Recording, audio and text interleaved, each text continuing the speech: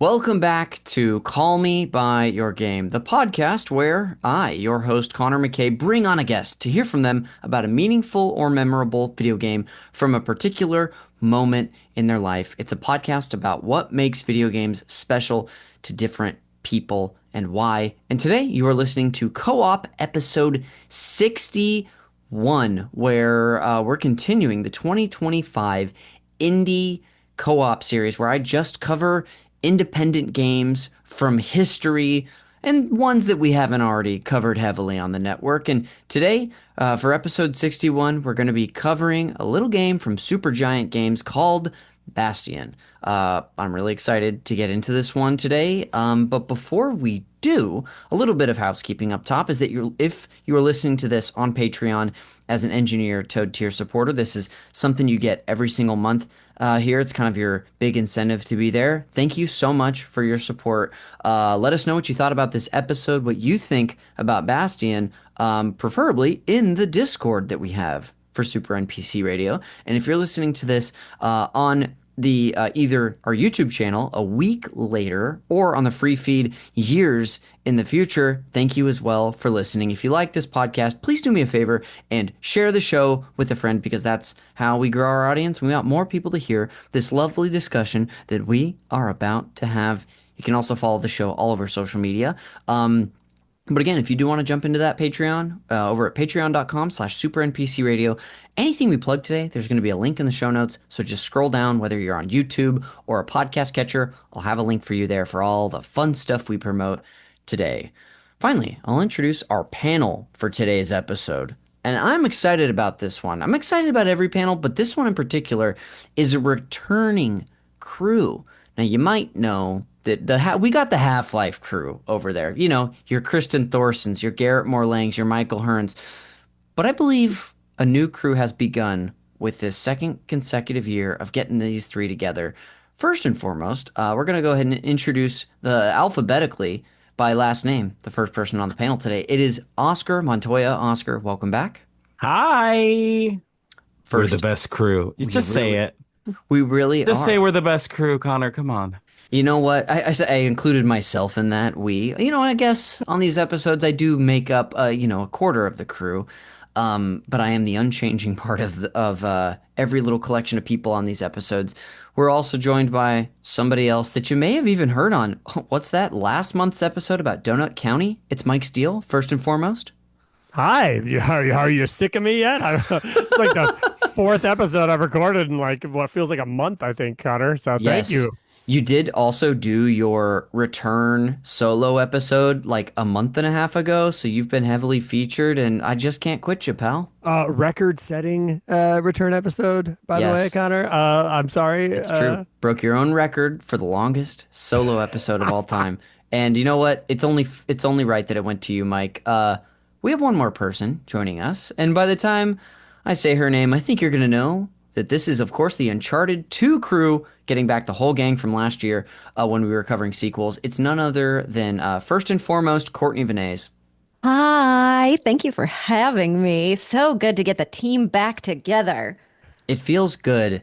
It also, I'm realizing, sort of feels like an RPG party that you build, where a couple years ago, we had everyone except Mike was on that episode, not to make you feel left out, Mike, but the three of us, me, Courtney, and Oscar, discussed Death's Door. And then last year, we added Mike that really rounded out the crew for Uncharted 2. And here we are, all of us back together. And now we're solidified, it feels like. Yeah, I was Oh, gonna say yeah. we perfected it. We Yes. really we honed it a little bit. Yeah. Mike, This you're is like the crew that's going to beat the final boss. Yes. 100%. Yeah, imagine Kristen Thorson and Michael Hearns beating the final boss. It couldn't be. No. I simply could not. It really, to make one final comparison, it feels like, that second season of a TV show where they add a crucial character. Like, I'm thinking of like It's Always Sunny adds a Danny DeVito, and I sort of am seeing you as a DeVito type, Mike. Dope. Yeah.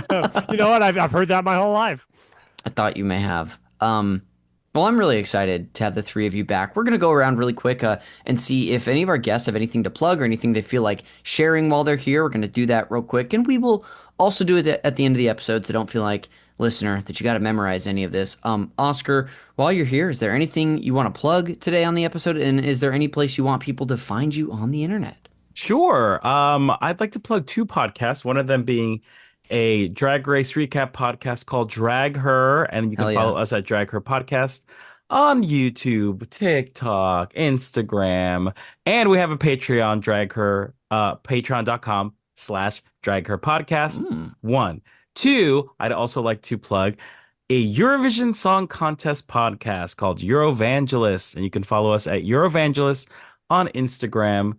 And you can follow me personally at Ozzymo, Ozzymo. Gorgeous. Wow. Now that was some clean plugs right there. I love it.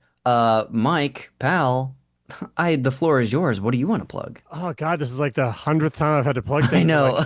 for you. I will plug Level Up Expo again. Early bird tickets are on there. It's my convention here in Las Vegas, Nevada. It's pretty big. It's big enough for people who are like visiting from other states. So if video games and anime and voice actors and pro wrestling and gaming tournaments and stuff are your jam, you might like Level Up Expo. People seem to be enjoying it. Go to levelupexpo.com. Last time, I believe I plugged the idea that I don't use self-tanner. Is that correct, Connor? That's what I That plugged? sounds right. Yes. Yeah, because you've been accused of this. Yeah. I'm not gonna like reopen that can of worms, but I'm pretty tired of it, Connor. What I will endorse other than that is there's like bread now that's like low calorie bread. It's like instead of a piece of bread being like 100 calories, 120 calories per slice, it's 45 per slice, making it like under 100 for two. So I'm like eating a lot of sandwiches, like Ooh. bread, layer of potato chips, drizzle of mustard to keep the potato chips together, two types of meat, two slices each, smashed together, boom. I'm doing that twice a day. That's what I'm And that's eating the a lot. whole sandwich. That's the sandwich. That's it. And so I'm plugging that. I'll plug eating sandwiches like that, but also get that 45 calorie bread so you're not going nuts on the bread. And then also Van saves lives on the various socials. So there you go. Gorgeous. Wow. That's the Steele sandwich. Yeah, it is. Incredible, Mike. And then Courtney, what the heck do you want to shout out today? You're here. Oh my gosh. Hi, I am here. Let's see. As far as socials, I would say, and following me online, I would say don't. It's not interesting. I think we should all spend less time on social media. Instead of following me on social media, go climb a tree. Go smell a rose. A touch grass recommendation. Yeah, go I'm touch seeing. grass. Do that. Climbing a tree is like very much like, don't follow me online, follow me in real life. Follow me in real life. Yeah, no. Actually, has anybody tried climbing a tree recently? Because it's not as easy as it was when you were a kid. So if you can climb a tree, you should be really proud of yourself. Yeah, honestly, that's it right now. I'm so grateful to be here. Sweet. But yeah, that's it. That's it. Hey. Oh, I think that was just my audio for a second went weird. Did anybody else hear anything crazy? No. No. I mean, I heard the words of God himself. It kind of sounded like it. It was more like everything went static really quick. Hope that's the last time that happens. You'll see it for the video viewers at home. You'll see my face get shocked really fast. Courtney, I'll put a link to I don't know, a Google Map link to the closest tree to everyone. Ooh, I like that. That's cool. Go to a park. Go. You know what? This is what I want to plug. Go to your local library.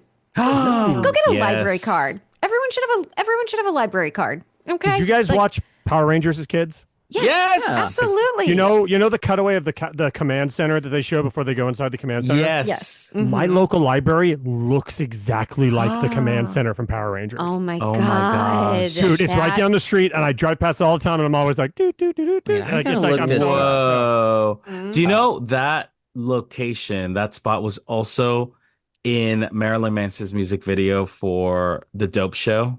Really? I know it's in like Simi Valley or something, isn't it? Yeah, Like, yeah. If it's what I'm thinking of, I've shot a commercial there, so I'm looking it up No right way. now. If it's what I'm thinking of, because I also have seen it in another. I saw it in a TV show as well that wasn't Power Rangers. If I find it, maybe I can confirm this later. But I just want to secondary endorse Courtney's recommendation to go to a library, especially if it looks like the command center from Power Rangers. So. Especially that would, oh man, I'm going to go to that one. Yes. It's in another state. You can but borrow my card. It's fine. Okay, yeah, I'm seeing Simi Valley, the House of Book, located on the Brandis Barden campus, done by the architect Sidney Eisenstadt. Let's just do the episode on this. We should, know and I can confirm. If you've ever seen me in a Roomba commercial, this is where inside of this was our Roomba command center. Amazing. Nice. Well, I'm glad I could plug a commercial I was in 2 years ago. And the link to that commercial will be in the here. notes. yeah. Somebody give me an audition. Let's get into some stuff about Bastion, folks. Before we dive into, laying out some of the table setting for this title, I want to hear about everyone's personal experience with the game. I'll go first. And kind of very, very similar to the last few titles we've talked about on the series. In fact, almost every game on the indie panel this year. This was... I played this game for the first time a couple weeks ago. I've been aware of it for a while because I think this is kind of diving into some of Courtney's history. But Courtney, have you streamed this game before? Yes, in like 2021 or 2022. Okay. It's been a minute. I'm almost certain I was like in the chat for one of your streams of this. Yes. And so I was like aware of it because of that. And then when planning this series, I was just talking to you and getting your expertise because I knew I wanted to cover the only SuperGiant title I've ever played is the first Hades, of which Courtney, everyone knows, you have done a couple voices in. Your work's amazing, but you were the person I was like, SuperGiant, what should we play? And so that's actually kind of your fault that we're here. Yeah, no, when you sent that text, I cracked my knuckles and I was like, yes. I wrote I sent a whole dissertation over, be like, well, it depends on what. So it truly was like the answer I was hoping for, which is just a lot of information to help me chew on. So once I decided that was the game, I knew this was the month we were going to play it. I booted it up a couple weeks ago, got it on kind of like so many of these indie games. A crazy sale on my Nintendo Switch 2. Okay, brag. Brag. Yeah, I do have a follow-up to the Nintendo Switch. And so I played this game in, I think, about 6 days. I sat down for maybe an hour each day and played it. Some days a little longer, some days shorter.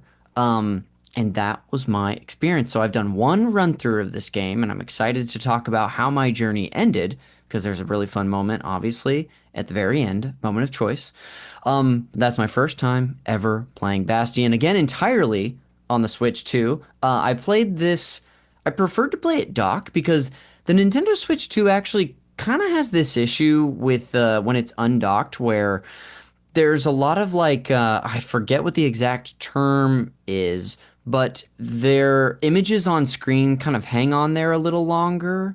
I don't especially in a 2D style game where ghosting or screen tearing. It's ghosting. That's what it is. So I noticed in this game, the kid, the protagonist that you use as the player character, I could see his weapon swings longer than I was supposed to. And when I say that, I mean the images just don't wipe off the screen as quick. I don't know if this is a refresh rate thing or what, but the Switch 2, I saw a whole Digital Foundry video on it, so it had some problems. It's not a problem with the game itself, but that was my experience. Oscar, I'll turn to you.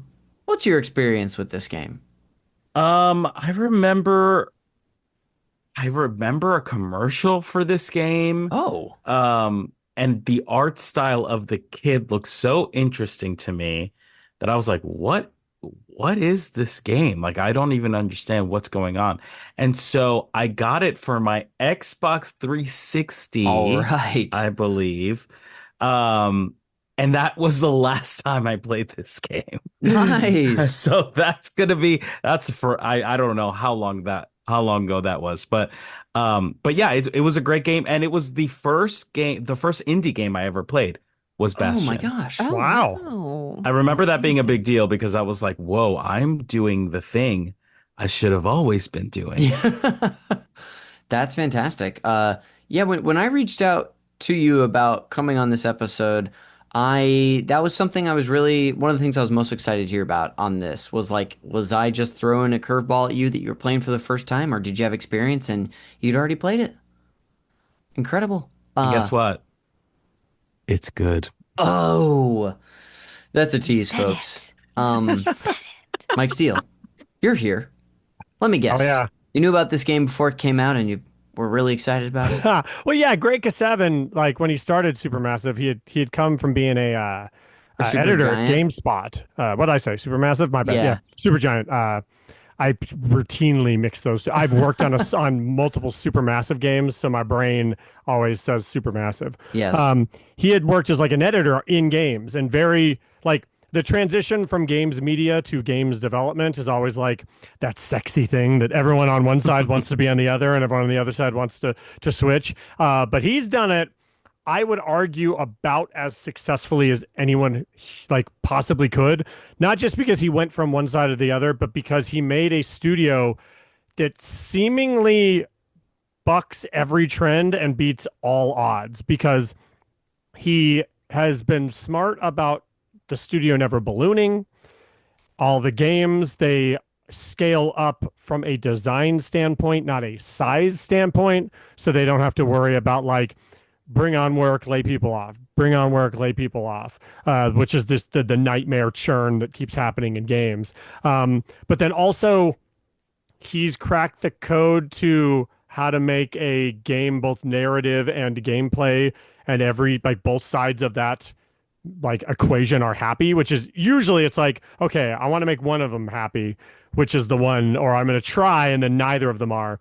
Seems like kind of over and over and over. I would argue that like, I guess some people probably would say that Pyre was maybe the one that had the hardest time just because it was so different than the rest. I wouldn't like say it's the bad one, but it is. I mean, all the other ones are a isometric action game with weapons and abilities, where Pyre is a story-driven sports action game. Yeah. So that's It's like a visual novel yeah, plus it's wizard basketball. yeah, plus yeah, wizard basketball. So technically, it It's the would probably greatest be pitch the for a game I've ever heard. Dude, it's very very cool. But it's like that's the closest they've come to like not knocking it out of the park. And that's how hard they knock everything out of the park. So like, no, like watching him go from like media side to development side has just been like kind of like a pleasure to watch. But then, like you said, yes, I was familiar with this game before it came out. It was a Summer of Arcade. I think I bring up Summer of Arcade a lot when I'm on your show because it was Yeah. kind of important to me growing up. Because in the early days of digital games, that was like there were so few games they could be curated to the level of like, hey, here's these games. And Summer of Arcade was like, hey, for a month and a half, every week a new big deal for some reason game is going to come out on Xbox 360, and you can download it, and we're going to like market the hell out of it, and we want you to like these to be important. And it was kind of like the last one. It was like the big one. And like obviously it's gone on to like be humongous. Like it turned into Doom. Like Bastion can run on everything. I think it was like the first game that they got running in like HTML5, so you could like play it in a browser that wasn't Yes. just like some old emulated game. I've seen people getting it running on refrigerators and stuff. Like that's always the goof is like What? play Bastion on things in the same way that it's like, will Doom run on a Yeah. coffee maker? Like that Bastion is like one step behind that when it comes to those kind of games. So it's been very, very fun. I will say this ahead of time. Now, I brought this up technically before the show. I'm gonna say it now because I'm going to try really hard not to be the worst. Oh yes. I don't like Bastion, Oh. but I don't like He said it. He said it. I don't like thing. Said the playing thing. it. I don't enjoy playing it because I'm bad at it. I'm very, very, very bad.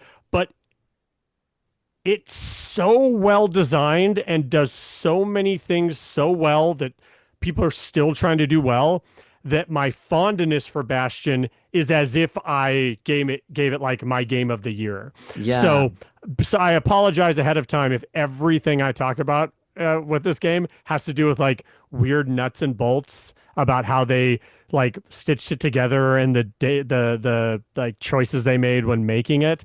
So I'm just saying that ahead of time. I don't dislike the game. I'm very, very bad at the game. So you were like, hey, there's a choice at the end, and I'm like, oh, there is. I wonder what it is because I haven't gotten that Did you not far. beat the game? No, I can't. I'm so bad. Oscar, I'm the worst. I'm so bad at this game. I can't do it. I've tried. I've tried so many times. I'm so bad at this game that it can't be understated. I Yeah. think Now we'll I'm curious to consider- know where did what like at Dude, what so point did you early. stop? Oscar, like crazy early, dude. Like it's insane. You'll think I'm lying because of how early and bad I had to tap out of this game because I'm so bad at it. The kid had to I- wake up. Mike's like, what do I do? What's happening? What do I press? But I promise you, there will be no naysaying. There will be no yucking of yums. I have a very, very, very high fondness for this title. I mean, All right. we love someone who contains multitudes. All right, you. this sounds like we a lot do. of dialectical thinking happening here. I like it. A lot of truths at the same time. And see, here's what you want from this is exactly what you want from a party. You know what I mean? Oh, We yeah. can't So have four well-rounded. of the same brain. We need all different kinds of thinking. And the response I'm receiving right now, self-esteem through the roof. You guys are as supportive as I could possibly ask anyone in the world to be. Imagine another party thinking they were like us. Imagine. Imagine Imagine a world. I simply I cannot. couldn't. Yeah, I couldn't. impossible. Gosh, this is just Mike. Just when I think you can't get more dimensional, you just prove me wrong. Incredible. Well, I'm really excited too. That makes me more excited to hear what you have to say than I already was. So I look forward to what you have to share, and we'll see Thank if we you. have anything in common, Mike. I guess we'll have to Oh. see. I mean, I'm not going to be like breaking new ground. Like, did you know there's gameplay? Like, I'm not going to be like, have you noticed there's no map? Like, it's going to be very, very obvious stuff, but it's very smart stuff that I just adore. I love this game.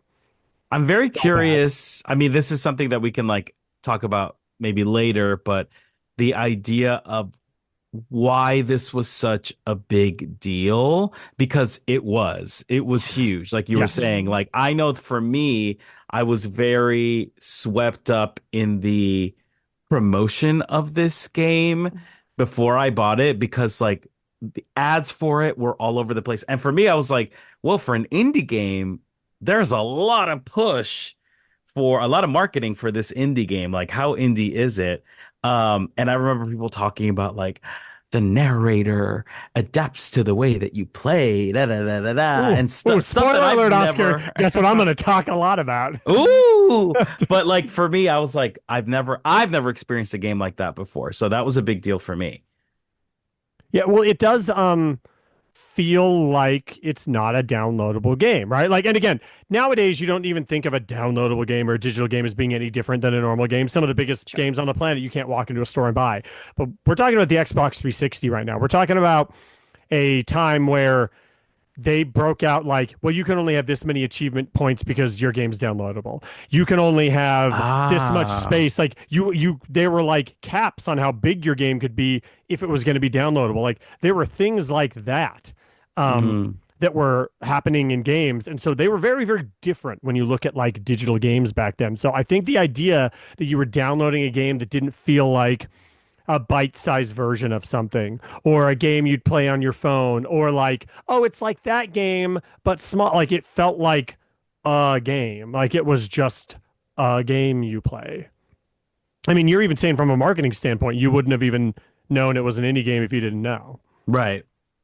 And it for me, it was like, I think I might be wrong here, but I think it came around the same time as like Skyrim.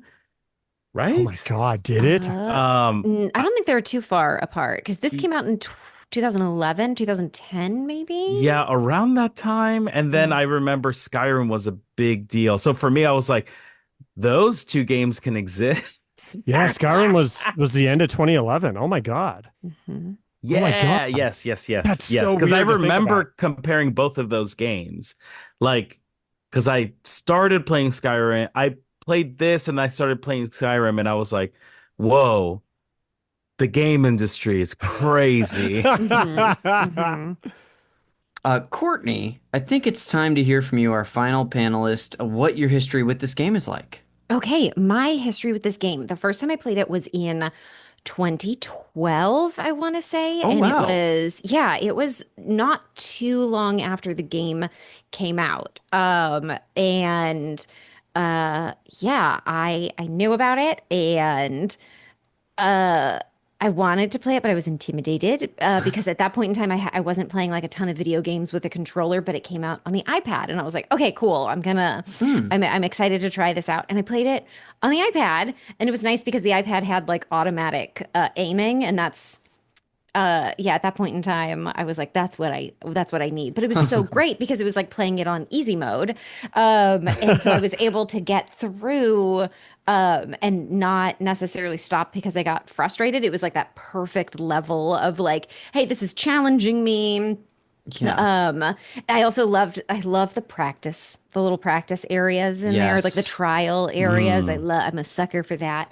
But yeah, it was like very forgiving, and it made it so that like I got to enjoy the story, and not get frustrated and give up. Yeah, and then I was proud of myself. I was like, cool, look, I played a game and sure it was on iPad, but I did that. And I want to say I played it on a plane ride.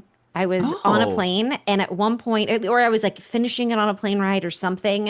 And at one point, I realized I had tears streaming down my Oh face. my goodness. And it was one of those, and I was so like, just like into playing it, that I wasn't even like aware of like having like a physical response to the story. Yeah. But I was just kind of like, oh my God, I'm Yeah. crying. And that was a very funny little moment.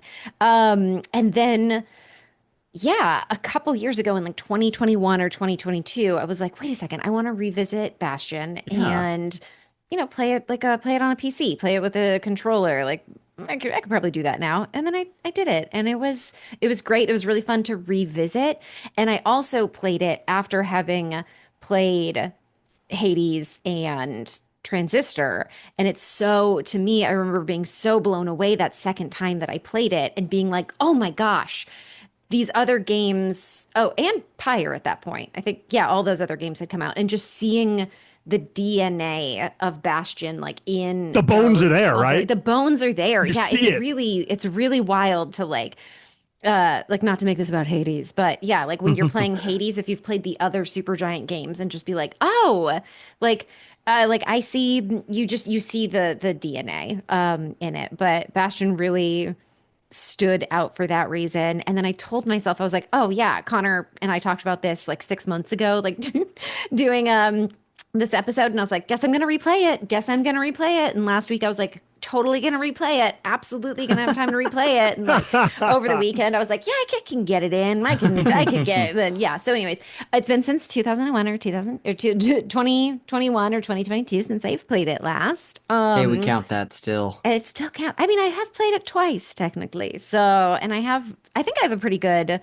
It's a very memorable game. At least that's what I told myself last night at midnight when I was like, "You're not going to play it." Like too late. Yeah. You're not, no, no. Yeah, that's my history with Bastion. I love it. Well, thank you all for, taking us down that road and also, sort of definitely previewing some of the stuff that we'll probably dive into quite soon. Before we do that, we're going to go ahead and just set the table for what this game is. I imagine most people listening to this episode are probably familiar or have played themselves, but just in case you just like listening to us talk and you want to know what we're talking about, here we go. Again, folks, if any of the three of you want to jump in at any point, please do. Bastion is an action RPG developed by SuperGiant Games and originally published in 2011 by Warner Brothers Interactive Entertainment. In fact, the Warner Brothers logo that pops up on at least the Switch version that I have is so. I didn't play a lot of Warner Brothers games at the time, but I've played enough games that were published by Warner Brothers in my life to where it kind of sent me back a little bit to old computer games I used to play. So Name names. Which ones? the most popular ones, Harry Potter. And so anyway, I remember that 2D flat logo just popping up, and so it immediately brought me back. Anyway, in the game, the player controls the kid as he moves through floating, fantasy-themed environments and fights enemies of various types. It features a dynamic voiceover from narrator Logan Cunningham, who does an amazing job in this game, is one of two, technically two, I think two voice actors total on the title. It also has an isometric perspective. Courtney already sort of said it, but this is some of the bones that you see if you're familiar with Hades, where that exact perspective in an action RPG sense. It's got sort of a hand-painted, colorful art style. And the story follows the kid as he collects special shards of rock to power a structure, the Bastion, in the wake of an apocalyptic calamity. We'll get into a little bit more of the narrative later, but that's the most bare bones preview of what we're going to talk about. The game was built over the course of 2 years by a team of 7 people split between San Jose and New York City. It was published on July 20th, 2011 for the 360 via Xbox Live Arcade, as Mike brought up earlier, and then also came out in August 2011 through digital distribution for Windows via Steam. SuperGiant Games made it available. Mike, I think, said this as well as a browser game, initially for Google Chrome in 2011. It's been released all over since then on Mac and iOS, which Courtney is talking about the iPad playthrough for PlayStation 4. We know our stuff. I mean, really do. As far as like our group, stories check out. Yeah, we're a pretty good group so far, it sounds like. Yes. It's just on all sorts of titles, including the Vita has a version, which shout out to the Vita. Bastion's soundtrack was produced and composed by Darren Korb, who, again, just absolutely... That could even be my favorite aspect of this entire title is his tracks. I felt like I was just about to sound by a boomer and call this a rockin' soundtrack, but it really is rockin'. It's good. It's good. They made a version of the album that was available for sale that same year, and during the first year of its release, it sold over 500,000 copies. 200,000 of which were for the Xbox Live Arcade. And as of January 2015, it had sold over 3 million copies. And add at least one to that list for me buying it in the year 2025. The game was widely praised by reviewers for its story, art direction, narration, and music. Opinions were a little more mixed at the time on the depth of gameplay, though the variety of opinions on the combat system was praised. Its legacy lives on as the game that kicked off a stunning series of titles by SuperGiant Games. That's the basic table setting before we talk about our personal opinions and memory of this game. Does anybody else want to add on any development details or context that we should get into? Development details, you say? Ooh. Or, whatever. One of the things I will mention, because we've talked about like the isometric view and everything and the way the game plays and stuff. One of the things that I am the most impressed with about the way this crew put their game together is they didn't just do stuff to do stuff. The game's cool, undeniably. It's got style. It does things uniquely and differently. It all works. But it wasn't just like you look at like some Japanese games or look at like the UI, like look at a Persona game or something where like all the UI in that game is flashy. It's cool looking. The intent is to be flashy and cool looking. It's still to be usable, but they want it to have style, right? That is the goal, is let's have a stylish user interface because that's important to us. What SuperGiant did with their game is they were solving problems that they didn't want to have to deal with, and those solutions wound up being the hallmarks of this game's identity. And one of them is the whole like walking around the world and like the world raises up as you walk through it. One of the things they were very adamant against is they wanted to make a game that in a lot of ways would be familiar to people as just an action RPG, right?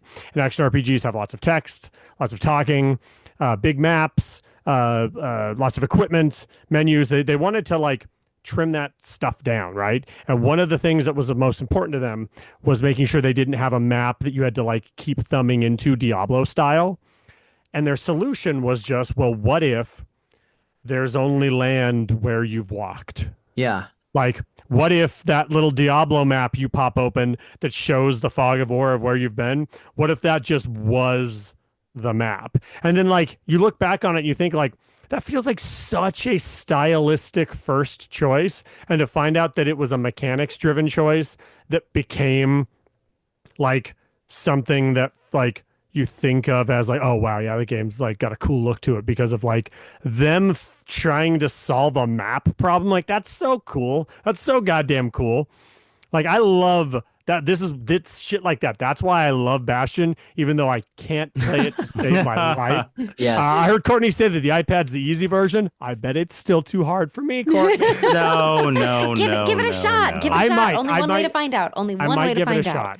shot. But yeah, stuff like that. That is Cool. the stuff that's, in my opinion, a perfect example of why this game can be something that I appreciate so much, because it really went from like a bunch of video game designers saying like, oops, we made Star Wars because things were hard, not because things were easy. Like, oops, we made Bastion not because we had all these amazing ideas, but because we wanted to find solutions, and our solutions turned into our game's identity. And that rules. That's so cool. That's amazing. There's admittedly, the development wise, I don't have an extensive like knowledge of this, but I have watched a wonderful documentary about the making of this game. I'll put a link in the show notes. There's a great no clip documentary about it. It's about 40 minutes long on YouTube. Courtney, you're nodding. Have you seen this bad boy? Yes, I have seen it. It's so That debuted cool. on Giant Bomb back in the day, didn't it? Did it Wasn't that really? originally? I think it was a Giant Bomb thing before, because I know that he works with Daniel Dwyer. Yeah, Danny became No Clip, but he was like a editor at, oddly enough, Oh. GameSpot, where Greg came from. And so my guess is he just inherited that. But yeah, I'm pretty sure that was like a series of things on Giant Bomb at the time, which is one of the reasons that I like knew about a lot of that stuff at the time Okay. and was kind of excited for it. Dang. Well, again, for the listener out there, if you want like an extensive, detail into legitimately the team making this first Supergiant game and the studio itself forming, you got to check this out. It's totally like everything that No Clip does. It's worth watching. Courtney and Oscar, any other contextual details about this game that you want to share before we dive into our actual opinions? Ooh, okay. Well, the one thing maybe we want to save this until later, but we talked about how there was so much advertising for the game, which is I never saw any of those ads. I found out about Bastion through friends and word of mouth and like yeah, and I'm just going to touch on the topic of Please. how Warner Brothers published this game, and like I feel like there's this interesting conversation of what makes an indie game or like an indie studio, and so yeah, that's just it's like okay, like yeah, it is this indie like this small team of people who have the background, like I'm pretty sure like Amir and I want to say Andrew and Gavin all worked at like like a different video game studios. I'm sure that the documentary goes into I think this. some of them worked at EA. EA, at that's least, what it yeah. was. Yeah. And that's where they met and kind of like decided to do it, and they like started it. But there is this debate of like, what are the parameters for being like an indie studio? And like since Bastion, I'm pretty sure that Supergiant has self-published all their other games. At least on their initial releases. Sometimes the Yes, ports, yes. and I only know that because I worked on one of the ports. They've always self-published their initial release of their games. Yes. Yeah, exactly. And so that's just like for me, I'm like, oh, well, yeah, there's still like an indie studio, but there is this interesting debate of, oh, well, if Warner Brothers published their game, are they still considered Sure, an indie yes. studio? And I think I'd be willing to hear people's opinions on that. But for me, I feel like I'm like, yeah, I think that's still, like they're the ones who like made it. It was, yeah, I don't know. You just nailed it, Courtney. You just nailed it. As a Yeah. person who has worked in giant studios and tiny studios backed by giant studios, I will say that my answer is always, who made the video game? Yeah. Because people don't know that. That's actually like a pretty common thing. Nowadays, people know who directors are and writers are on their movies. Like they are familiar with that. They don't just go see a movie and go, this movie was made by Sony Touchstone. Like they know who the people are that like Yeah. made their movies. But games, it's getting there, but there's still lots of people, especially like Nintendo, who often just keeps it a secret. People don't know who make their games, and once they learn the developers, like think of like a developer like Rare, who's been around since like the 80s, and like two people that worked on the games you think of as like the Rare classics actually even worked there up until like the recent layoffs at Microsoft. And like so even at some points in times, a studio's identity isn't even the same because the people that made the BioWare game you like maybe didn't make the BioWare game someone else likes, right? And but they're still both BioWare. So really it just comes down to who makes them. And it doesn't matter if you have like a giant studio paying your bills. It doesn't matter if someone's publishing it. It doesn't matter if often QA work is farmed out because like a small studio can't do all their own QA work. So they'll like send builds to a studio that helps them with release management and builds their Steam page and their pages in the various platform holders, helps them with certification, helps them with QAing, fixing, finding bugs, navigating all that stuff because they're like, oh, we don't have those people. And so does that suddenly not make them an indie game because a team of 5 people worked for 2 months with a like QA department of 15? Like, no, that's nonsense. The game was still being made by those people. So to me, that's where you get, I think Dave the Diver was like the big one. Everyone's like, yeah, is this an indie game or not? Yeah. Yes. So I think if the studio is independent, meaning if they are a studio that is either operated independently, even if they're owned by a bigger group, or created their game with backing money but not creative backing, that makes you an indie studio. Even if NCSoft a billion-dollar corporation owns your 7-person team, if all they do is own you and their creative decisions don't flow through them and you're still your studio, you're still your studio. It's still an indie game, in my opinion. I think that's a really good thing to bring up, Courtney. No, yeah, it's like, because for me, I'm like, well, yeah, of course that's indie, and then I'm like, oh, but what is the definition? Like, what are those parameters? Like, why? Like, and I think I think you kind of labeled it nicely. It's almost as if like Mike, it was like essential for you to be a part of this party. Like we would be lost without this piece of information. It's like Courtney said something that allowed me to speak on something, which allowed Oscar to reinforce while Connor watched over it all. Like we're some sort of like perfect group of people, like all of us perfectly work together in a way that like can't be replaced or impersonated. I don't know. You couldn't possibly have thought together this the puzzle that we all make together. Amazing. Oscar, before we pivot, was there anything else you wanted to share contextually? No. Title. Great. Let's start getting into it. And again, as I said before, as we know for the main discussion of this podcast, we don't got to get into everything. All we have to do is discuss what we want to talk about when it comes to this game. And I'll kick things off for us. The first thing that I think of when it comes to this title, that again, I am still somehow so dang new to, is the narrative. And when I say that, I don't actually mean the like plot points of this game, which I could kind of like vaguely tell you what I saw. I more referring to the presentation of the narrative, specifically Logan Cunningham's voiceover and the device that they use there to have the narrator walk you through not just like the big story points that are going on in the game, but moment to moment gameplay and lore and details. And it's just kind of inescapable about this. Connor, title. do you know why they did that? Mike, I would love to know. You know how I mentioned that this game was constantly finding solutions to problems that they had identified that then became the identity of the game. They were making an action RPG, like I mentioned, and one of the things was the map, and they solved that perfectly. Another thing was they didn't want constant text boxes. They didn't want you walking up to NPCs and having to stop things and break the flow. It's supposed to be a fast-paced game, lots of action and dodging and movement.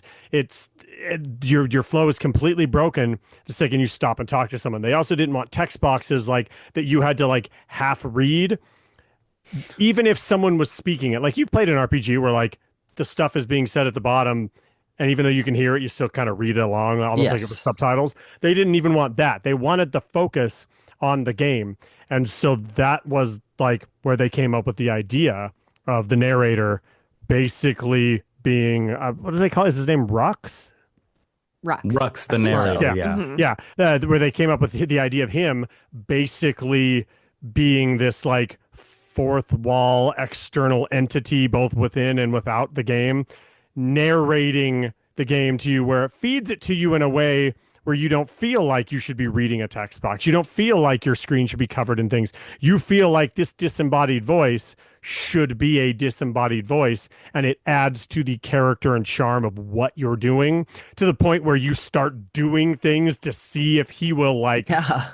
mention them or talk about them, or if he has anything to say about you going somewhere weird or doing something too many times. So again, they took a very simple problem. We don't want tons of text in our game. We don't want tons of text boxes. We don't want our voiceover to be someone reading lines, saying lines that you're also reading.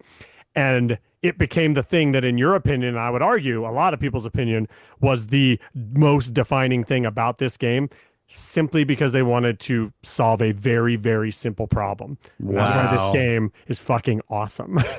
That's really cool. Wild. That makes me think of the quote that's like a what is it, like invention or genius is the result of like need and laziness. Oh shit! It's something is the mother of all. Shit! Yeah, it's like need or requirement is the shit. What is it?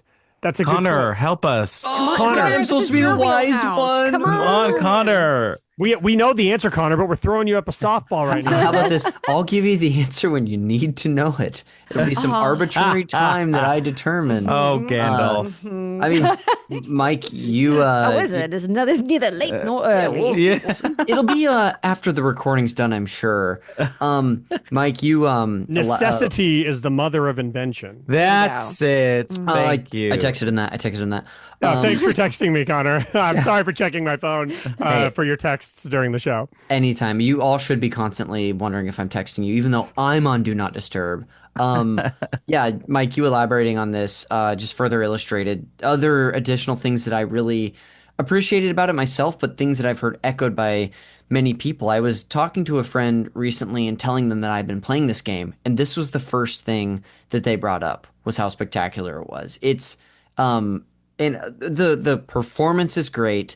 I love that it sort of feels like, I know that this can be a little this example I'm about to give can be a little tropey, and it can be used in not the best ways in some games, but I think they almost took the idea of this sort of like voice memo that you get in a game, like a voice recording in BioShock or other examples like that, and just made it a sort of seamless and necessary aspect of this one. So, like you said, Mike, it caused me to change my gameplay in some senses.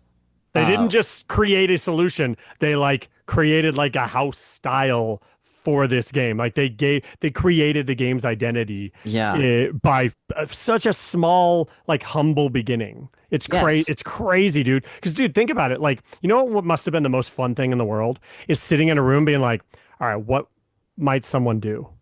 What can we have? Like, do you think like, okay, this environment's kind of big, but you always just walk out this door. What if someone went over there? Should the narrator say like, the kid seemed lost. He didn't know where. Like, what should what if I like switch weapons multiple times, but I don't leave? Should the narrator mention that the kid seems indecisive? Like, that would be so, like, that would be the most fun thing in the world, is just sitting in a room and be like, here's when the narrator says stuff in like moments like that. Like, that should just be a pod. It's like 4 dudes just like hanging out, being like, okay, when do we think the narrator should chime in with something the game doesn't need him to say, but would be fun if he did? Yeah, even plenty of examples like that too. I know that I had mentioned as well that Logan Cunningham does one of 2 voices in the game. I believe the other character so we find out that the narrator Rux ends up, they contextualize it kind of early that it's the old man at the Bastion that we continue to talk to. He's someone that we can continue to get additional lore from him by bringing him these special items in the game that you find out in the world, telling you more about the people of a certain area or a material. But there's another character. I'm trying to look her name up right now. Zia, who Yeah. has a not, of course, not near as much uh, voice acting done for her in the game, but there is some. Courtney or Oscar, was there anything about this sort of topic, whether it be the performance or the use of this narration, that either of you wanted to chime in on? I want to hear from Courtney because she's a voice actor. Oh my God, thank you. Go to hell, Oscar. Oscar, don't bring up any examples of your voice acting work right now. That would really break the immersion. You really Let ruined me my life. have this, Oscar. Let me have this. Yeah, it's just so dang delightful to listen to for me personally for a lot of reasons. I feel like I remember around the time that like Bastion's popularity was peaking. I think I want to say that they're like that Logan Cunningham even did like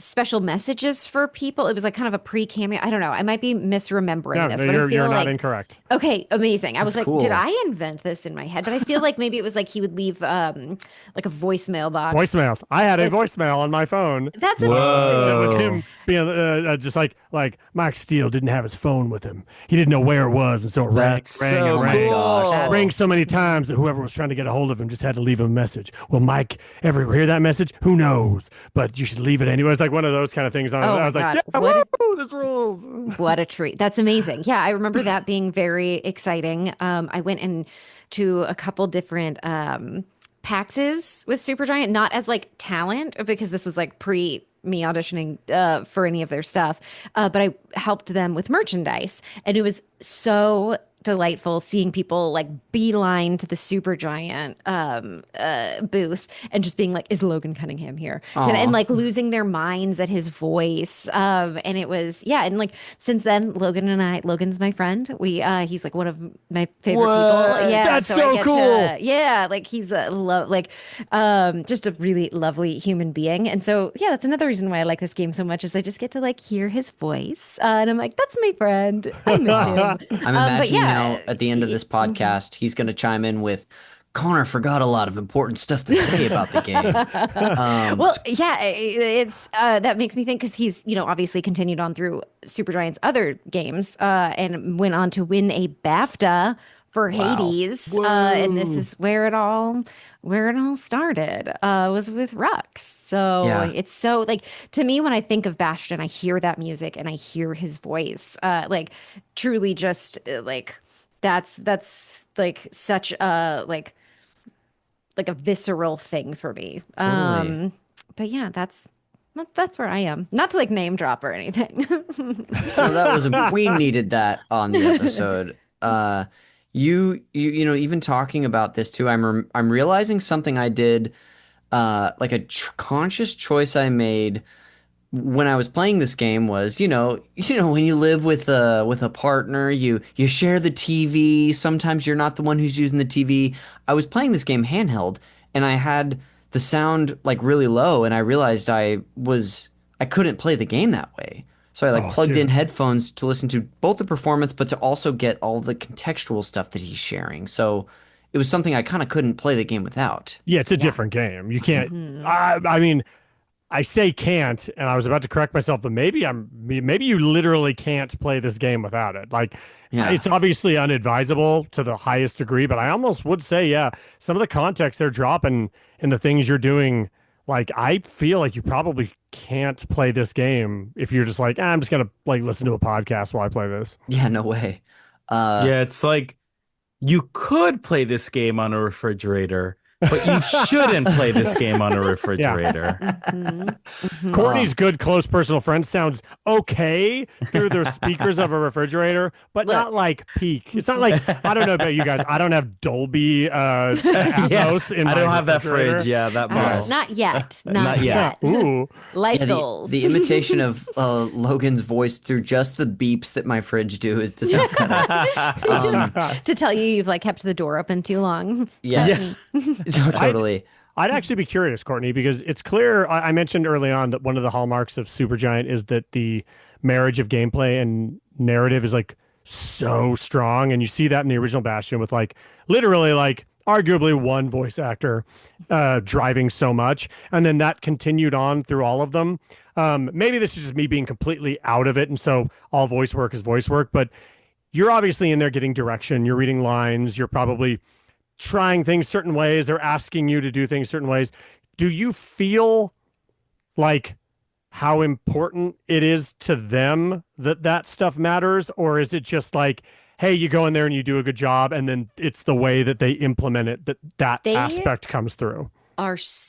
they have a picture. They are very specific with what they want. They have thought every comma. They've thought about every like what yeah, every reference that they're drawing on to create a character. It is like they come to you with something very specific, and there is a level of like obviously like trust. They like what the voice actors do and bring to it, but they have a very specific ideas of how a line should be read. Not to say that like if they're unwilling to hear other things. Like there are times where I can definitely tell where Darren, who does all the direction, for all the voice performances, you can hear him, he'll be like, okay, that was, like, that was an interesting read. Great. Like not that sounded like I was being condescending, but he's just like, I liked that. Okay, I really liked that. Like you can still surprise them. It's not sort of like no, but it is so obvious that the thousands and thousands and thousands of words of and like lines of dialogue have a purpose, need to convey certain things, yeah. No, that answers exactly what I was asking. Yes. Because, like I said, all the other things were happy accidents. They had a problem, they solved it, it became important, it's cool. That's almost a happy accident. But you want to believe that, like, something that they're so good at is intentional. And Yes. so, like, you don't know that for sure. There's no way to know that because, like, sometimes stuff just comes together. And maybe it was just the way they used the voice work that made it all come together. But you want to believe that they're like, no, it starts when it's happening. And like, that's like a unique thing that like, you're really the only person that could like go like, yes, let me answer that question. And Yeah, it's at very least cool. I was gonna say, at least at the point where I come in, where Yeah. by the time I've come in, they know what's happening in the story. They know what like relationships are between characters. They know they've already like had all these discussions, and so like I feel like voice acting comes in kind of at the very end of those at that level. So yeah, especially by the time like I'm there, it's like we know what we need. Well, it's That's what good we to need know. do. I like Yeah. knowing that because you want to believe that that's on purpose and It that is something they're so good at is meticulous. important. Yeah. Yes, that is. They have very high standards. It is. You can tell every detail has been thought about. Yeah, that's incredible insight that, like Mike said, we can only get from someone like you. We can of course come Almost back. like we're a team. Yeah, it's almost like without you as a part of this group, our wouldn't. our mage. We could only. I mean, we can come back to this topic as well, but in the effort to touch on the rest of the apple that is this game, Oscar, I want to turn to you. What is an aspect of this game that you want to prioritize discussing while we're here? For me, it is always so. I mean, the gameplay is really cool. The map construction is amazing. Yes. But I do want to talk about the sort of weapon, Oh yeah, like the arsenal sort of. the arsenal and the endless permutations of how you decide to play this game. Yeah. And the amount of experimenting that is sort of encouraged in this game. You get a weapon literally every stage. There's you're like, oh, I'm pretty good with this machete. And then suddenly the sniper gun shows up and you're like, okay, that's my new favorite weapon. And then you're like, well, wait, what about that giant hammer from back then? Maybe I'll start playing with that. So it's so tailored to people's personal play styles, like, which is in a game, I think with a game in that scale, it blew my mind. I remember playing that game and being like, oh, I'm not being told exactly how to play this game. Yes. That was like my big takeaway is like, oh, I kind of could do, I can play it however I want to play it. Well, Yeah. imagine that game if there's a weapon you're stuck with one weapon and you don't like it. Like the Oh game my God. falls apart, right? It's suddenly you're talking about the idea that like if that doesn't work, the game doesn't work. And you're saying like, "Oh, cool. I don't have to worry about that." And to speak to Courtney's mention of their DNA, like accidentally time traveling forward, everything you just said, someone could go, "Oh, is he talking about Hades?" And Everything. you're Exactly. every word out of your mouth is you wouldn't have to change anything about it. And it's crazy to think how early on that was something that they were playing with, and how successful they were off the bat in a way that everyone loved Bastion, and somehow then a decade later they could still find a way to improve it. Which is crazy because like we're saying, this game doesn't work if you like aren't enjoying the combat. Because I'll say I'm terrible. Just Yeah. just I cannot again. I really want people to think about the thing they're worst at in their lives. I'm so much worse at Bastion than the thing you're thinking about right now. You think that's impossible, and yet here I am living proof. Yet I appreciated how it was put together, and I didn't feel like the game was at fault. I knew it was me and my broken brain, Mm. but it was like it's put together in such a nice way. It reminded me of like some of the old Mana games, like Legend of Mana Oh, or Secret of Mana. The idea of like, hey, I'm getting a new weapon and deciding if it's for me. It felt like that, but just like on a modern scale. And I always appreciate stuff like that, which again calls back to them wanting to make an RPG without the trivialities of RPGs. It's like it's so smart. yeah. And what they do that's really cool too, it's like I think I've if you play enough RPGs or literally any narrative game, any new weapon you receive, you're like, okay, that must be the better weapon than I received before. But with a game like Bastion, that's not true. Like if you want to keep playing with the hammer, then you stay playing with the hammer the entire time if that's what you want, you know? Hmm. So just Yeah. because it's new doesn't necessarily mean that it's better. Yeah, it's like it's a different style in so many ways. And some weapons have like these secret, well, they're not necessarily secret, but almost hidden like options or like a tool within a tool to use. I think it may have been the machete item that maybe the second or third sort of melee item that you can find in the game has a move that if you hold down the button that you're using to attack with, it then becomes a weapon you can throw, a projectile.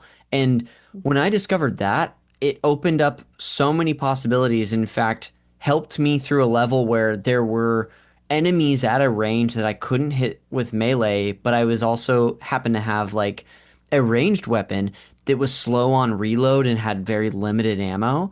And so it just, I found that so fun. And Oscar, like you said, just seeing the framework and the bones that I had already experienced in Hades and where that came from, this is just another example of that.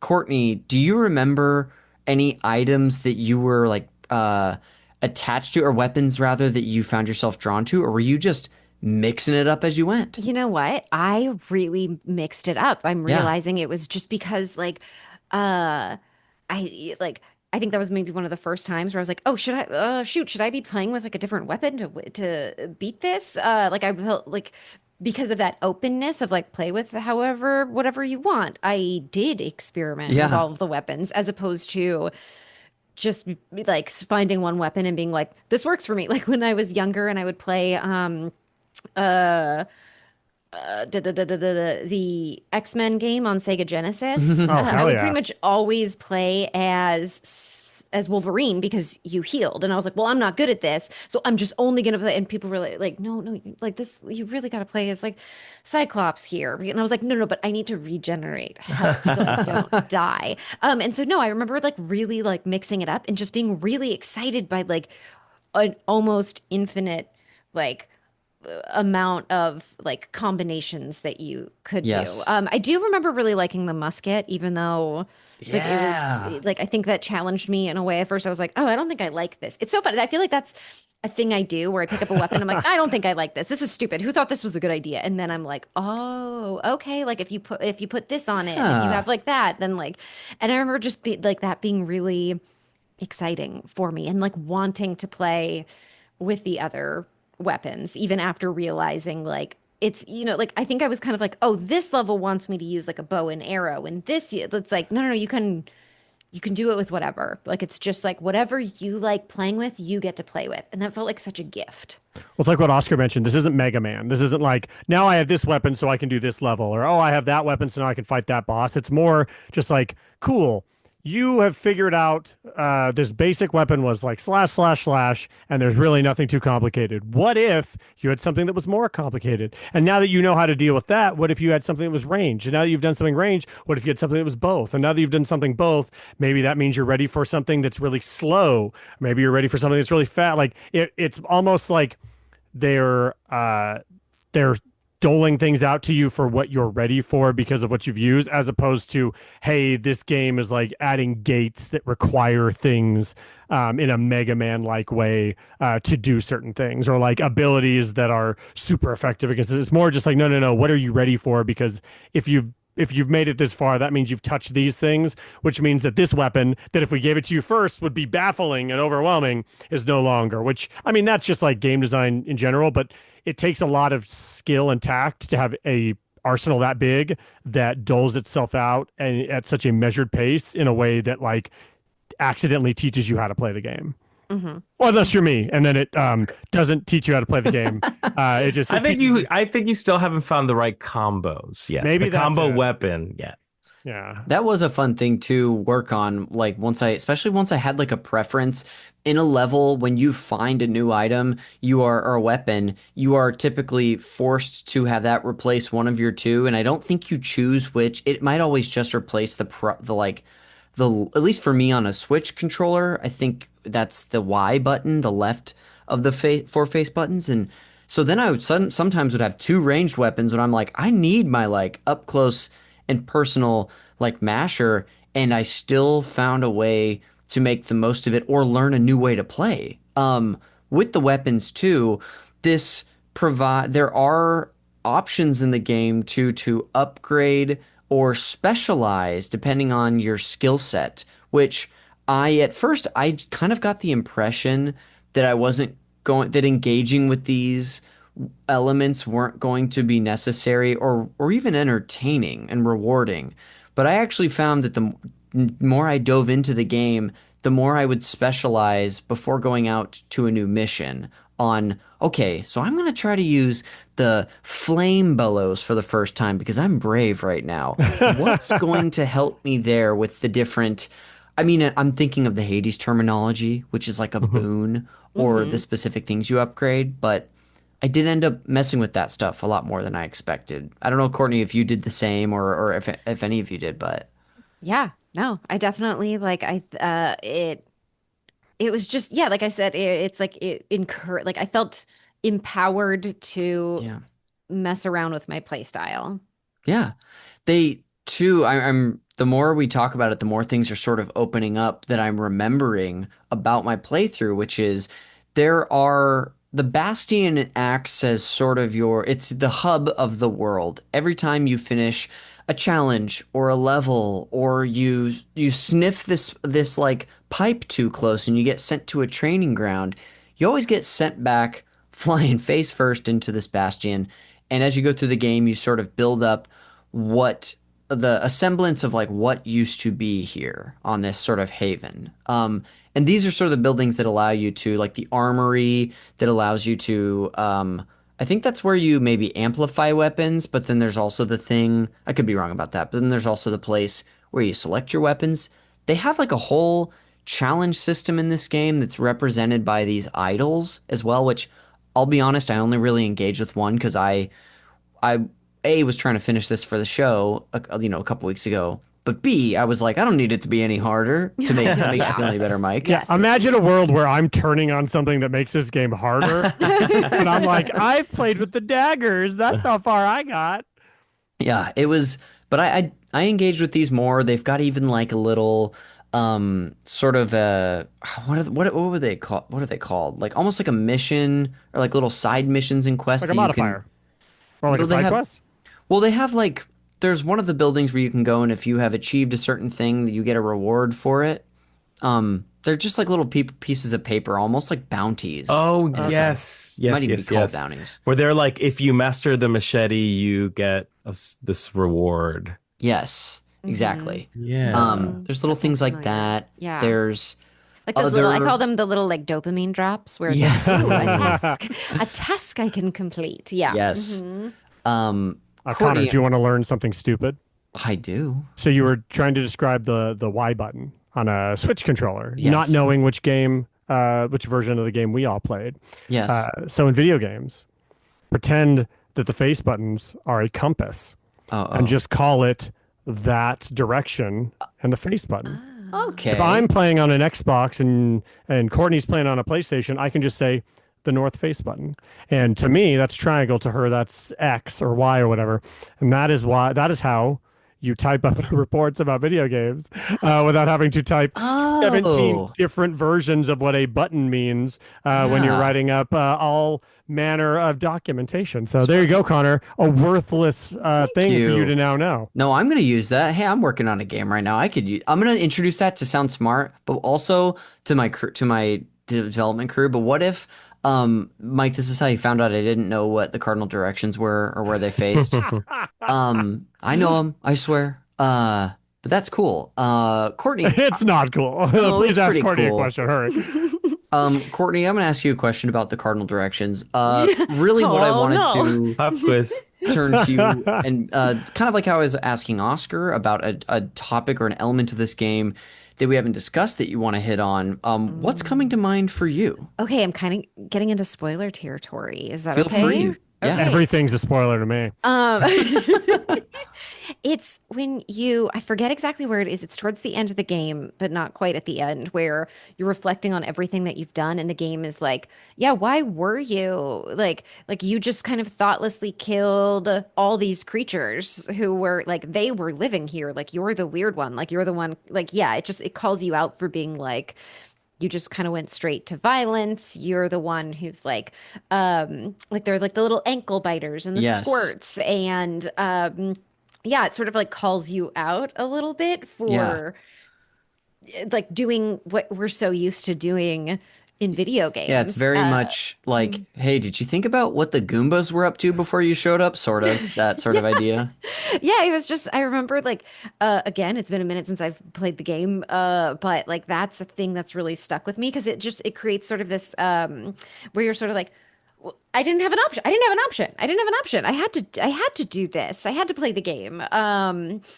But yeah, I was kind of like, oh dang, you got my ass. Like, The you got versions like me. that are clever. I love when a game makes me think about like the game in the game's terms as opposed to as the player of the game. And you're like, "Ugh, shit," like you said, I think you put it perfectly.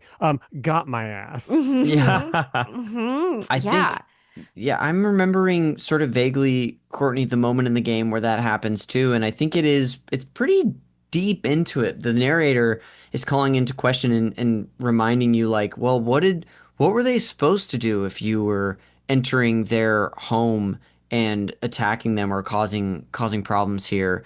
There's that. And I think the way that they drive that home the most is with the conflict with what I, as I was reading it through the game, would always call the Caledonians, but are the Ceylondians, which are a group of people that I believe both Zia and who's the other character Sewell? Sewell, that they're the characters who are from this Zerf. Zulf? Something with a Z. I'll find it here at some point, but they are from this group of people who you find out that as I sort of monk up the actual narrative of what's happening, but you find out that your people have caused their people a ton of harm, and so this is why that also Zulf. You're correct, Oscar. I can confirm that. ZULF. And Oscar, you're the one who hasn't played in the longest, Zulf? right? It's Zulf? Zolf. Just It dropping is. Zulf. Zulf. I can't even say it. You're just dropping it like, I played this game 20 years yes. ago. I think it was Zulf. Yes. Zulf, this character who has caused this, at a certain point in the game, causes essentially irreparable damage to the Bastion, who runs off to his people. You just find out through the history that the reason so much of this is happening is because of what your people had done before to them. So there are a few twists like that, Courtney, in this game that end up being quite powerful. that Yeah. it also reminds me of the very end of the game. It more spoiler territory, but that's where we're at. Once you are able to save, so you're saving Zia, you're defeating Zulf and the people who eventually get so angry with him that they kill him as well. Once you're getting through this final encounter, you're given the option to either reset time to back before the calamity hit the Bastion or move forward and say goodbye to the world as you previously knew it. And I, while I don't think it's the most like complex conundrum in the world that this game presents, I do think that it still gave me enough to think about in considering where I went with that. Mike, was this a spoiler to you, this little end part? Or are you familiar with this ending? I have two things for you, Connor. One, imagine Hearns or Garrett being able to pull out Zulf the way Oscar did. Couldn't possibly. Could never. Never. Not integral part of this group of people right now, pulling out Zulf as if from nowhere. Two, no clue. Zero idea that this game contained any type of decision making. I've never imagine a world where I got that far. Pushing start and the game starting is like everything past that spoilers for me. Yes. I'm so bad. The ankle biters show up and I'm like, oh, it's over. It's done. I'm Yes. switching games.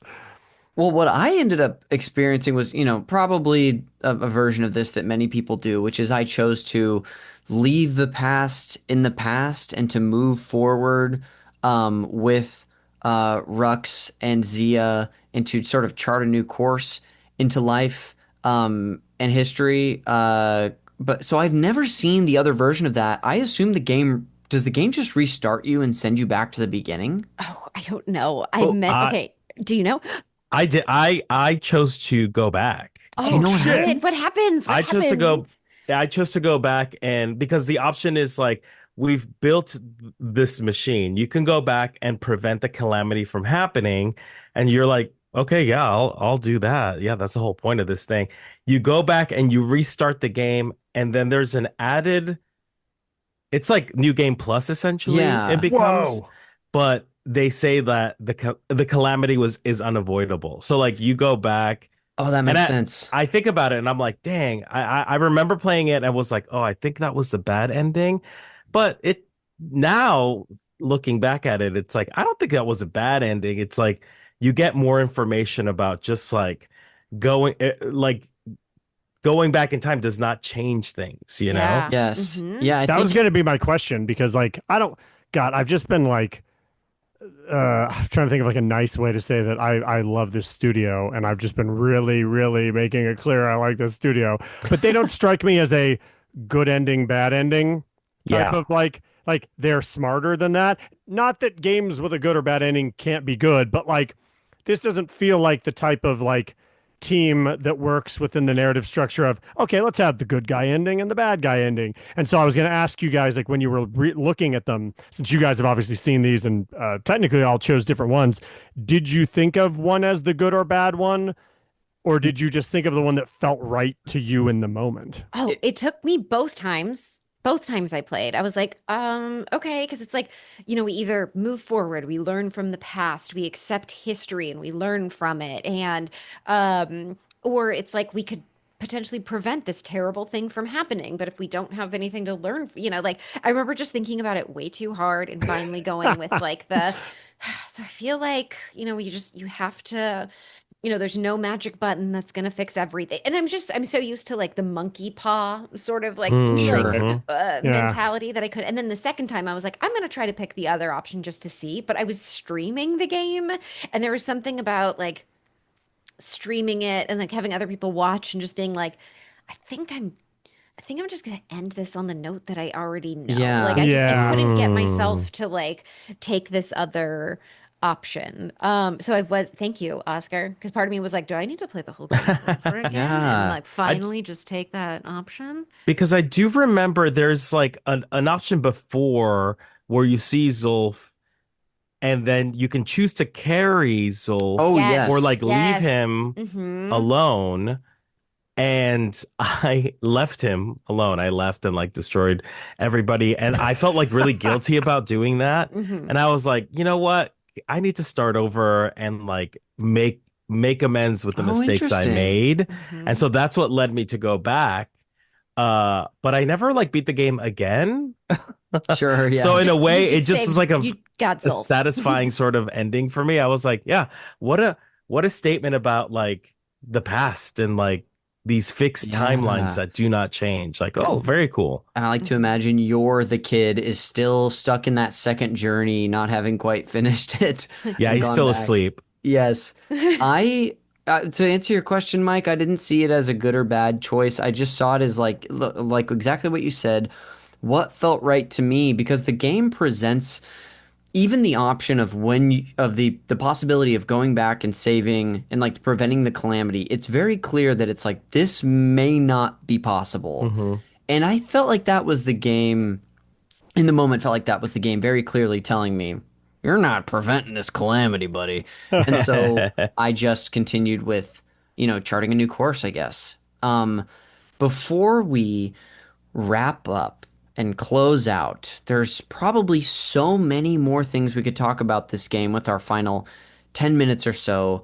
So before we do sort of allow for closing thoughts, is there any like one crucial thing or something that's weighing on someone to bring up right now about this title before we do so? I feel like I got to say my piece. Okay. I like that the Okay. character doesn't have a name. I like he's the kid. I think that's Yeah. cool. That's almost more evocative than any name they could have possibly come up with. Yeah. Hmm. Maybe what I would say is that, I think one of us was talking about how they really liked the sort of style of the kid and the artistry there, and that's another element of this game that I think it's not that it gets lost among the other strengths, but it's something that I'm doing the whole time, which is looking at this world that they have made and the characters that they have designed, and it's so felt like it really put me in the world and there were from the little details of like the little items that you collect or the lore little not boons is the wrong word but the lore items or the characters themselves the few that we do see or the enemies it's great. um then I guess I'll turn us to some closing thoughts as we head out. The final thing that I'll say about this game is that I just felt like it was so this is going to be the most milquetoast thing to say. The design of this game was so incredibly impressive to me. It felt like they had set out and nailed the goal that they intended to that they set out to accomplish, which is it feels like to me such a perfect little in a not derogatory way, but it's such a perfect little adventure that they had made where everything serves such an important purpose and is so well thought out from the different options that the character has to the narrator mechanic, which we can't stop gushing out about, to the music, the way that in some levels drove me. I just felt like it all works so well together, and it is such an incredible view to come of what Supergiant would continue to make. So like seeing that's just one of the biggest takeaway for me is like, wow, as someone who is not as thorough of a Hades player as I know for sure not Courtney and many other people out there who love that game. Immediately seeing it and feeling it in the hands, I was like, wow, you can see the train tracks that led there. Mike, I'll turn to you first, buddy. As someone who just had a tough time with it. What are your closing thoughts, buddy? I'll just say kind of what you said, basically, because that's exactly how I feel. Is that like this game is a clinic on game design. It is the like what's the opposite of the antithesis? The thesis. This is Hmm. It's the thesis of someone going, I'm going to make something and then succeeding across the board. Yeah. There's like Supergiant Games is maybe in the last 2 decades the most laser focused studio when it comes to knowing what they're making and executing on it at basically the highest level degree. Courtney said it at the very, very, very beginning of the show. You see the DNA all the way backwards through each game of like, you look at where Bastion started and where Hades 2 is now, and you see all of it already there. just in new ways that have been iterated on and either made bigger or more broad or more detailed, but it's all there.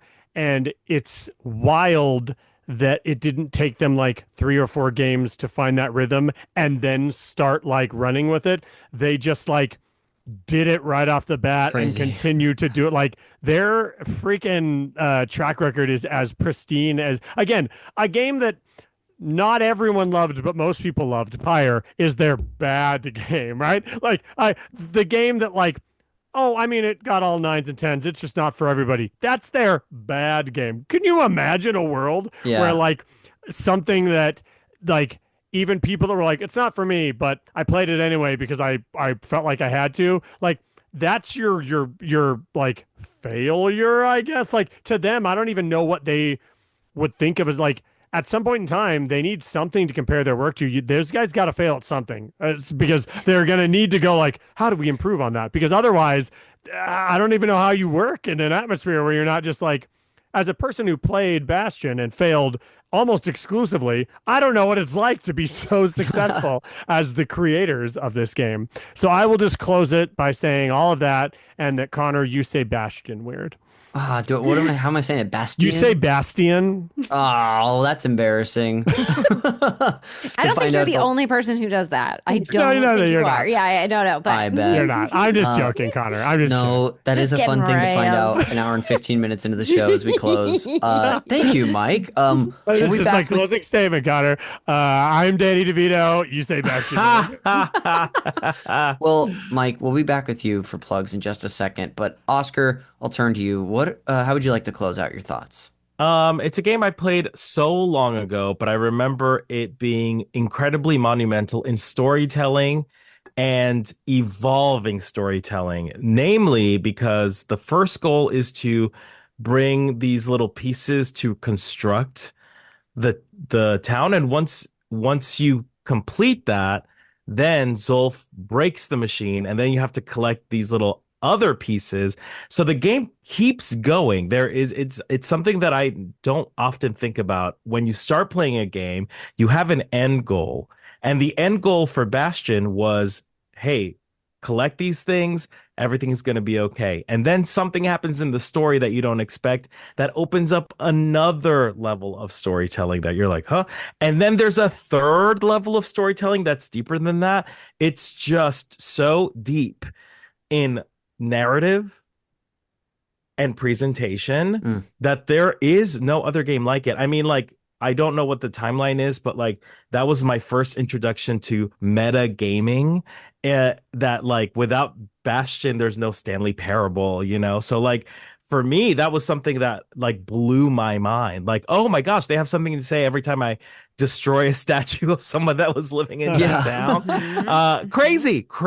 And also the fact that that was the studio's first game. Yes.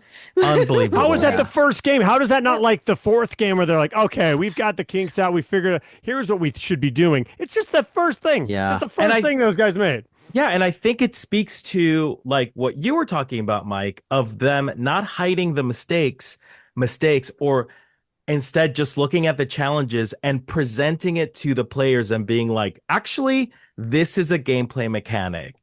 And that's cool. Like to look at these challenges and be like, actually, no, this is the game. This is how we present this game. It's incredible. Tip to toe. Oh, well said. And the only way we can close it out is with some final thoughts from you, Courtney. Okay, final thoughts. Amazing first game. Already touched on that.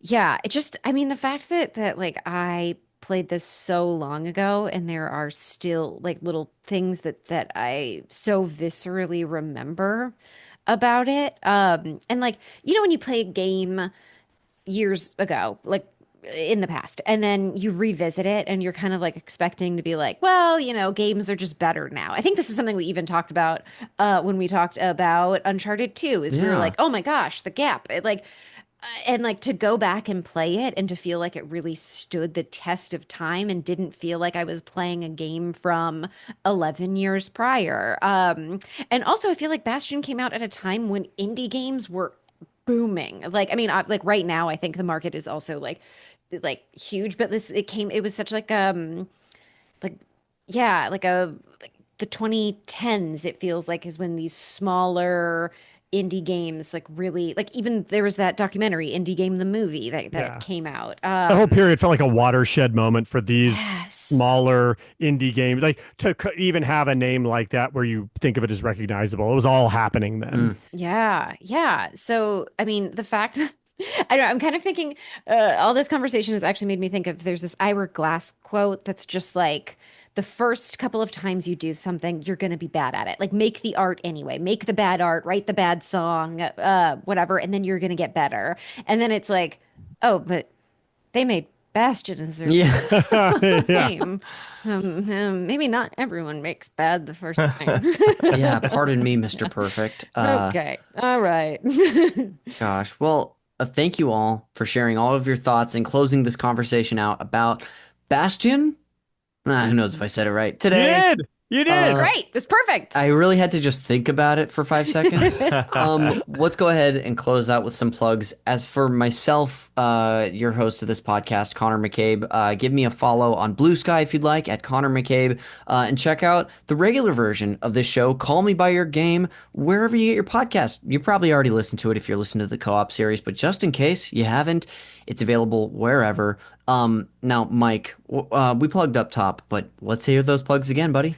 I just want to say that this group is perfect. We're Ugh. quite possibly the perfect 4 people. The Uncharted 2 crew. I'm every night in my dreams, no matter what those dreams are, it's going to contain all 4 of us as the main Yes. characters, undeniably. You can also check out my show, Jim and Them. It's at jimandthem.com or Jim and Them on YouTube. The identity of the show has changed a lot over the last 2 years because washed up child actor Corey Feldman has decided he hates us. And he's made it his like life's goal to like destroy us and ruin us personally.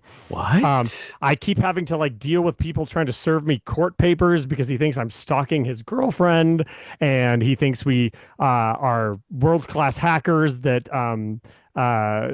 sabotaged his documentary. It's crazy. It's crazy, and that's become part of my life. So if that it's so specific, but if you know those shows where they're like, hey, our show is we watch 6 seconds of a movie and every episode is we just talk about that 6 seconds.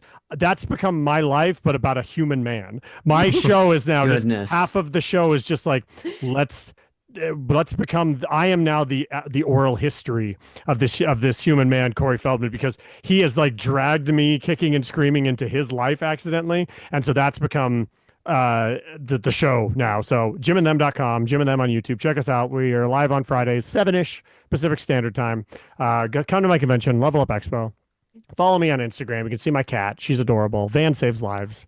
Courtney and Oscar are the best. I love them. Connor, I apologize for saying that you say Bastion weird. I didn't think that was going to be a problem. No, it I needed to love be you called death, out. Connor. It would have been weird if it wasn't said.